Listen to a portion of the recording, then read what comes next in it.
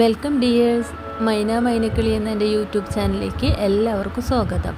ഇതേ നമ്മുടെ വീട്ടിൽ മത്തൻ ഉണ്ടായിട്ടുണ്ട്. അപ്പോൾ മത്തനിൽ തോരൻ വെക്കാനായിട്ട് ഞാൻ പറിച്ചെടുത്ത് കൊടുത്തിട്ടുണ്ട്. ഇനി നമുക്കതിനെ നല്ലതുപോലെ കഴുകാം.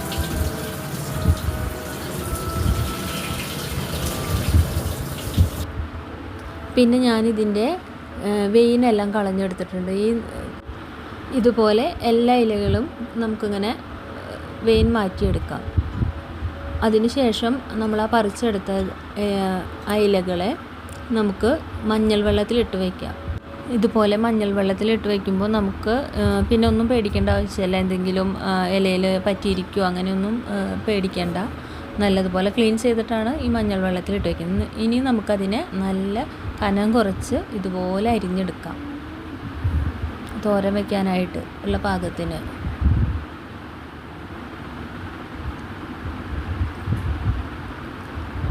പിന്നെ നമുക്ക് ഒരു ചട്ടി വെച്ച് എണ്ണ ചൂടാകുമ്പോൾ കടുകിട്ട് അതിലേക്ക് ആവശ്യമുള്ള ചുവന്നുള്ളിയും വെളുത്തുള്ളിയും പിന്നെ വറ്റൽമുളക് പൊടിച്ചുണ്ടാക്കിയ കുത്തുമുളക്, അല്പം ഉപ്പ്, മഞ്ഞൾപ്പൊടി, പിന്നെ ഞാൻ അല്പം അരി ചേർക്കുന്നുണ്ട്. ഇങ്ങനെയുള്ള എന്താ പറയുക, തോരനൊക്കെ തയ്യാറാക്കുമ്പോൾ, നാടൻ വിഭവങ്ങൾ തയ്യാറാക്കുമ്പോൾ പണ്ട് ഉള്ളവരൊക്കെ ഇങ്ങനെ അരി വറുത്ത് ഇടാറുണ്ട്. അതിൻ്റെ ഒരു ടേസ്റ്റ് ഒരു പ്രത്യേക ഒരു ടേസ്റ്റാണ്.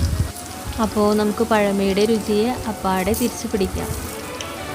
ഇനി ഇതിലേക്ക് വേണ്ട എണ്ണയിൽ കിടന്ന് നമ്മുടെ അരിയൊക്കെ നല്ലപോലെ പൊട്ടി വന്നിട്ടുണ്ട്. നല്ലതുപോലെ നമുക്ക് ഇളക്കി കൊടുക്കാം. ഏകദേശം ചുവന്നുള്ളിയും വെളുത്തുള്ളിയൊക്കെ മൂത്ത് പാകമാകുമ്പോൾ നമുക്ക് ആവശ്യമുള്ള പൊടികൾ ചേർക്കാം.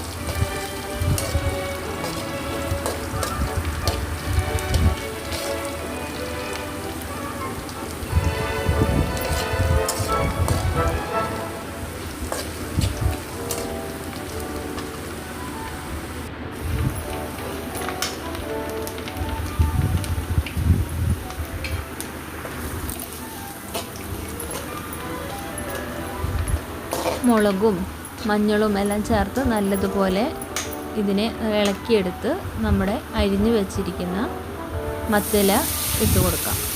മത്തനിലയ്ക്ക് നല്ല വേവുണ്ട്. അപ്പോൾ നമുക്കിതിനെ ഈ എണ്ണയിൽ ഒന്ന് വാട്ടിയെടുത്ത് അടച്ച് വെച്ച് വേവിക്കണം. അല്പം ഒന്ന് വാടിയതിന് ശേഷമാണ് ഞാനിവിടെ ഉപ്പ് ചേർത്ത് കൊടുക്കുന്നത്. നല്ലതുപോലെ ഇളക്കി യോജിക്കുമ്പോൾ തന്നെ അത് അത്യാവശ്യം വാടി വരുന്നുണ്ട്. പിന്നെ ആവശ്യമുള്ള ഉപ്പ് ചേർത്ത് നമുക്ക് അടച്ച് വെച്ച് കുറച്ച് നേരം അതിനെ വേവിച്ചെടുക്കണം.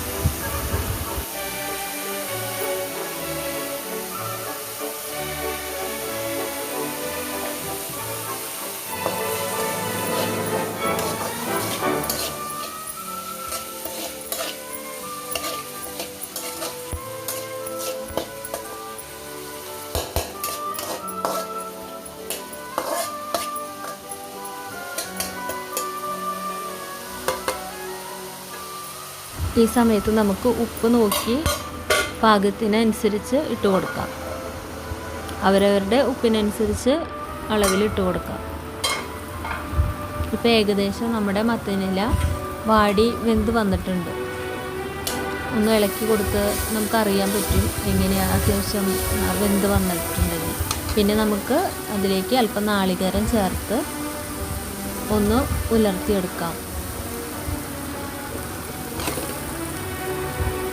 നാളികേരം ചേർത്ത് നല്ലതുപോലെ ഇളക്കി യോജിപ്പിക്കാം. മത്തനിലത്തോരൻ തയ്യാറായിട്ടുണ്ട്. ഇത് കഴിച്ചു നോക്കാത്തവർ എല്ലാവരും ഉണ്ടാക്കി നോക്കണം. വളരെ നല്ല ഒരു തോരനാണ്. ഇലക്കറികൾ കഴിക്കുന്നത് നമ്മുടെ ഹെൽത്തിനൊക്കെ വളരെ നല്ലതാണ്.